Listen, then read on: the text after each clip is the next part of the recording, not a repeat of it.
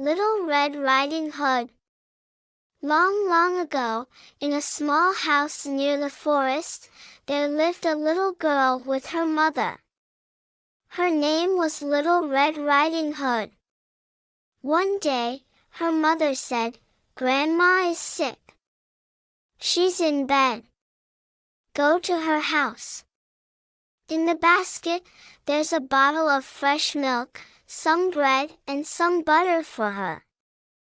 Little Red Riding Hood immediately set out for grandmother's house.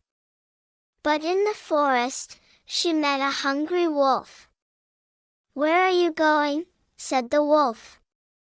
"To see my grandmother," said innocent Little Red Riding Hood.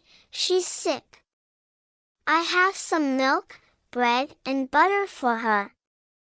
"Pick some flowers," said the wolf. And he ran to grandmother's house. The wolf got to grandmother's house. He went tap, tap, tap on the door. "Who is this?" asked Grandma. "It's me, Little Red Riding Hood," said the wolf. "I have some milk, bread and butter for you." "Open the door and come in, my dear," said Grandma. The wolf opened the door and, in an instant, he ate her up. Then, he got into Grandma's bed to wait for Little Red Riding Hood.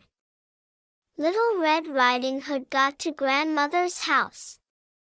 She went tap, tap, tap on the door. "Who is this?" asked the wolf.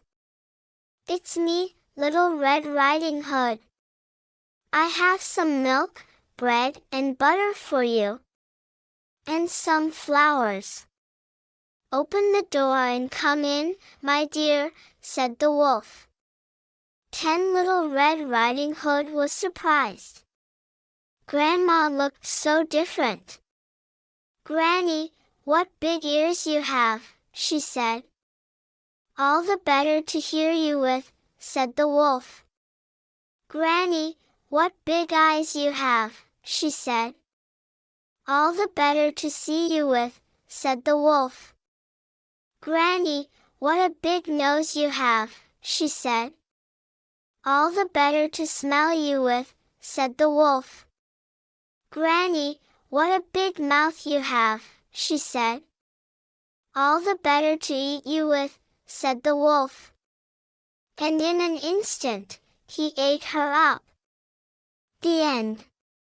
This is one of the traditional endings of the story. Keep reading for an alternative happy ending. A woodcutter was around, in the forest. He spotted the wolf inside Grandma's house. He opened the door and, he split the wolf open. Happy Little Red Riding Hood and happy Grandma sprang out. The end. Snow White and the Seven Dwarfs. Part 1. Once upon a time there was a little princess. She was called Snow White because she was white as snow. Her lips were red as blood. And her hair was black as night. She was a beautiful girl, sweet and gentle.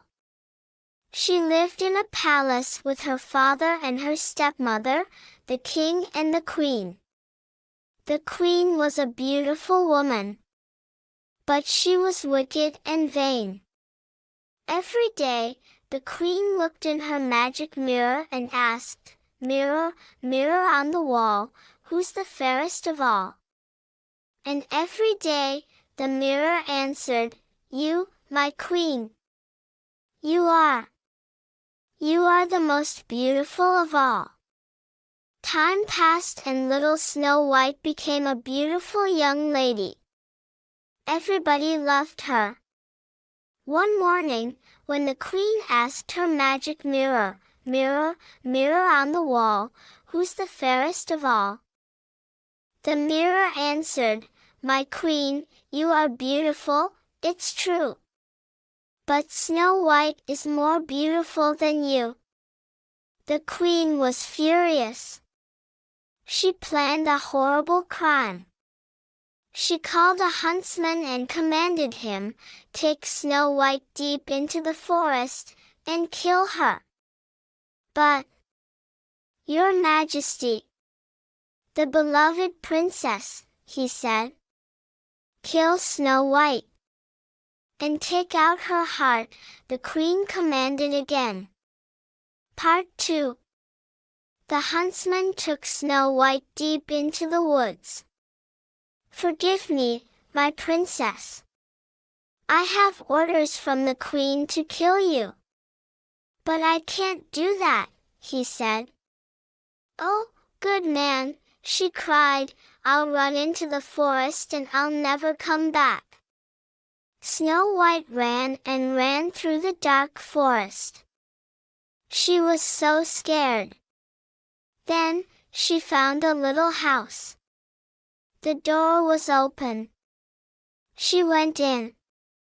A little table was set for dinner, 7 little chairs, 7 little bowls, 7 little spoons, 7 little knives, 7 little forks, and 7 little mugs.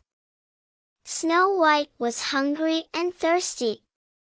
She thought, I'll have a little bread from each bowl. And I'll drink a little wine from each mug.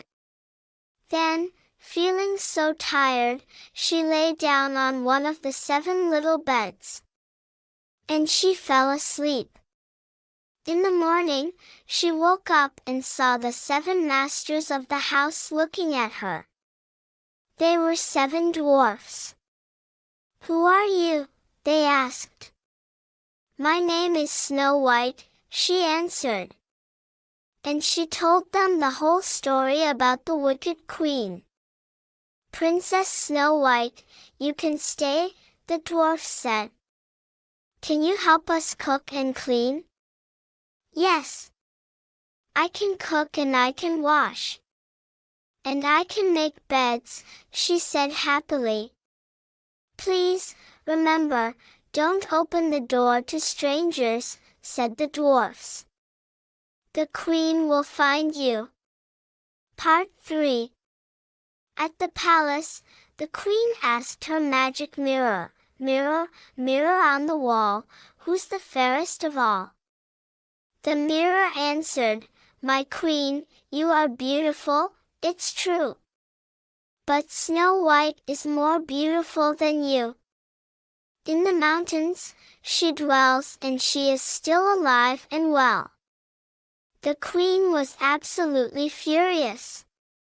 I will kill Snow White myself, she thought. She made a deadly poison. Then, she put the poison in a beautiful red apple. The queen, dressed in old clothes, went to the little house in the mountains.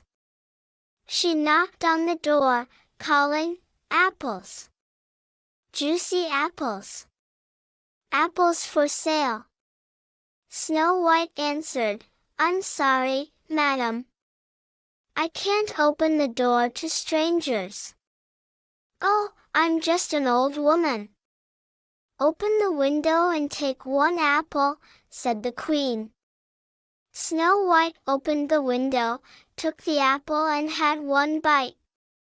She fell dead to the floor. Now, I'm the most beautiful of all. Ha, ha, ha, the queen said, and she ran away. Back at the palace, the queen ran to her magic mirror, Mirror, mirror on the wall, who's the fairest of all? The mirror answered, You, my queen. You are. You are the most beautiful of all. The wicked queen was happy now because the magic mirror never lied. Part 4. The 7 dwarfs found Snow White dead on the floor. In her honor, they made her a glass coffin and placed it on top of a mountain. One day, a young prince stopped to see her. And he fell in love with Snow White. With a kiss, she came back to a new life with her prince. Snow White and the prince had a big wedding. Everyone was invited to the celebration. Even the wicked queen. And that night, when the queen saw Snow White, she choked with envy and hate. And she fell dead to the floor. The prince and the princess lived happily ever after. The end. Into the forest.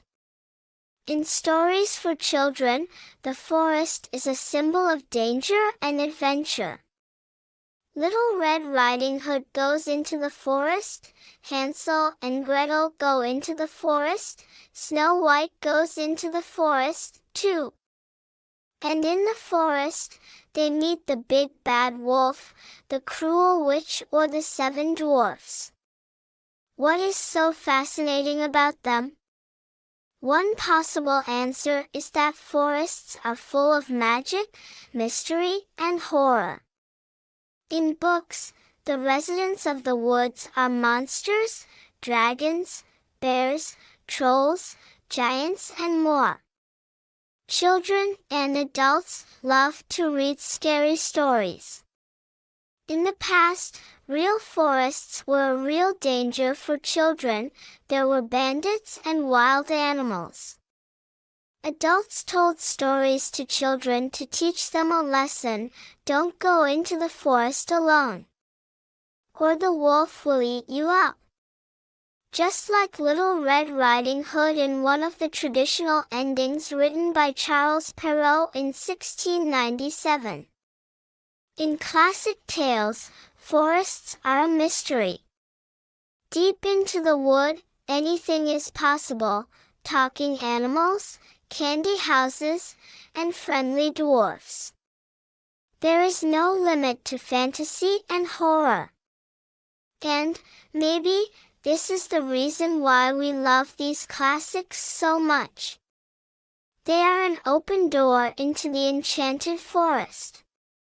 We read the classics to enter the woods again and again and again.